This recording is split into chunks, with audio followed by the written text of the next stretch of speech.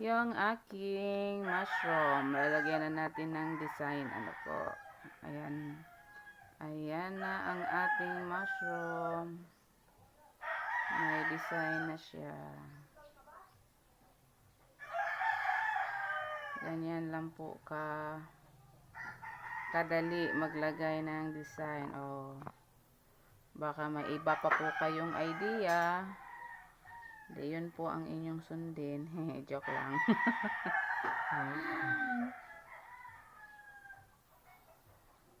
Ito po kasi yung madaling gawin. Pag nakapagtapos na po, pag natapos nyo na po kasing gawin yung mushroom, mas maganda kung may design. Ayan po.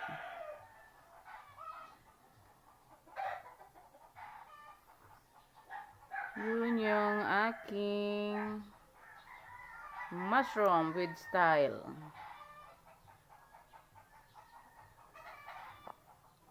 Ayan na po siya.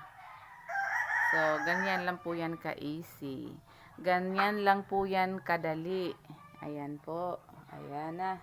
Ayan na siya. Tapos na siya. So, yung mga mahilig dyan sa gardening, ilagay nyo lang po yan sa tabi ng inyong mga plants. Mamaya po may papakita po ako sa inyo. Dapat nga po nakagawa din ako ng mga maliliit na duwende. Kaso nga lang, matrabaho at hindi na po kaya ng aking oras. So, dyan ko po muna siya ilagay. At may nagawa po ako dito. Ayan po. Yung aking kamay. Ayan. Kamay ko po yan, ha. Ayan. Iba ang kulay dyan. At iba ang kulay dito. Ayan po. Ayan siya.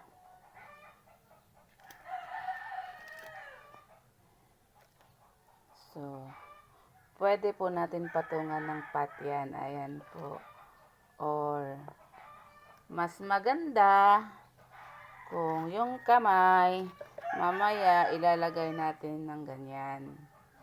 Ayan, o di po ba? Nababagay siya sa Halloween. Ayan po. O yung kahit anong style po ay pwede. Ayan. Basta lagyan lang natin ng kamay, mamaya lalagyan natin ng lupa, ilalagay natin yung ating tanim, at andyan na po yung ating kamay. Ayan po. Ngayon, lagyan natin siya ng design, ang ating pot.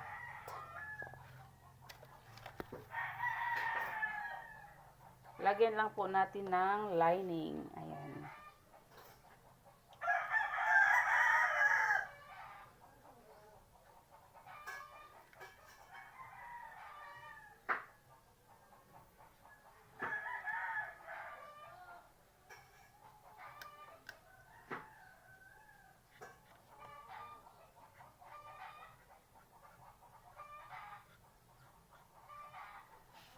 Kahit anong kulay naman po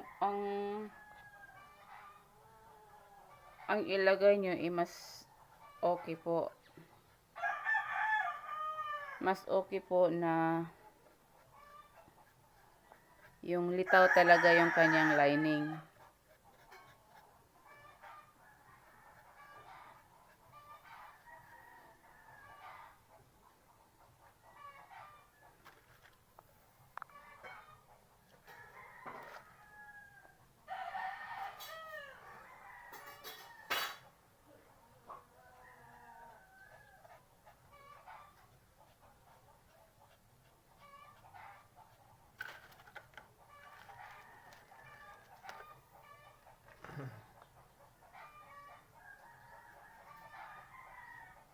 May mga order pa po tayo ng mga pots, pero dahil nga busy na po tayo, kaya hindi ko pa yun nagagawa.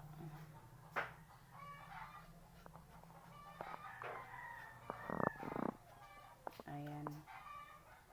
Tapos na.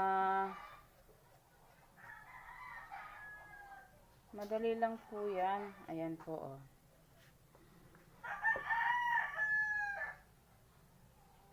O, di po ba maganda siya? Ayan.